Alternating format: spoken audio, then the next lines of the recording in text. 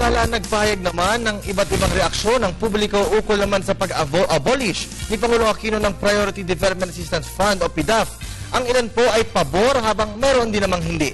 Gayunman, sinabi ng mga ilang eksperto na ang susi upang masugpo ang korupsyon sa PDAF ay ang pagsasaayos ng sistema at sa mga gumagamit nito. Narito ang report ni Emil Carrion. Sa gitna ng kontrobersiya sa issue ng pork barrel fund scam, ay iba't ibang pananaw ang isinapubliko ng mga Pinoy. Hindi umano masasabing lubos ang kasamaan ng pondong ito. Meron ding kampi sa panawagan ng abolisyon ng PDAF. Ibig sabihin, nasa tamang paggamit. Opo. So para sa'yo, kung gagamitin ng tama, okay lang. Okay lang po.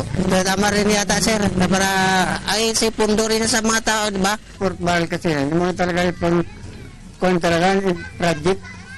project ng mga kalahatan talaga. Hindi rin maiiwasan ang pananaw ng mga balanse ang pagtingin. Hihinayang naman kung malusaw lang ito. Kasi taong bayan talaga na yung hirapan eh. Yun naman pala, hindi, para sa taong bayan pala yun pala, hindi naman ginagamit sa taong bayan. Hindi naman napupunta sa ano natin. Sa dapat talagang kalagyan. Pork barrel ay maganda kung ito nagagamit ng tama. May bibigay sa tamang layunin. Yung objective nga nila noong una. Bilang isang karaniwang mamamayan, no? At bilang isang negosyante, hati ang aking opinyon pagdating dito. Pag naririnig mo yung lahat ng nangyari recently, parang nakakahinayang, no? Kung saan napunta yung dapat sana napupunta sa tamang proyekto ng pamahalaan. Para naman sa isang LGU consultant at abogado na si Ginoong Edel Morales, may mga kailangang pagbabago sa gumagamit nito. Sa akin palagay ay ito pong PDAF ay talagang inilaan po para ma-equalize at mabalanse ang pagbibigay ng serbisyo at mga proyekto.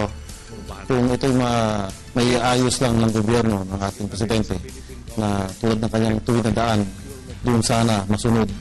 Kung na daan talaga, tuwid na proyekto. As we trust the government, and as ako, I have a big trust on our president dahil dun sa kanyang good governance, no, which we can see in a lot of his projects. Sana lang mabigyan ng pagkakataon na maiayos muna lahat. Pag-asa ang nakikita sa Administrasyong Aquino. Ito umano ang magwawasto sa anumalyang nasangkot ang iilang katao lamang. Ito rin po sana ay isang magandang sukatan para makita natin kung sino-sino sa mga kongresista ang tunay pong tumutulong at may panukalang maganda para sa kinabukasan ng bayan. Para sa Telebisyon ng Bayan, ako si Emil Carrion.